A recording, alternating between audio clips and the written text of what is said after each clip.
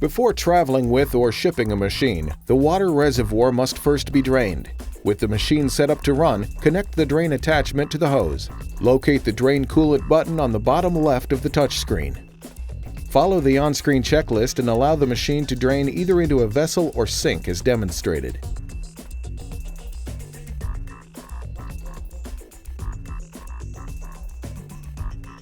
Once drained, power off the machine and disassemble. The bag's respective compartments make packing up simple and serve as a final checklist to ensure all parts are together.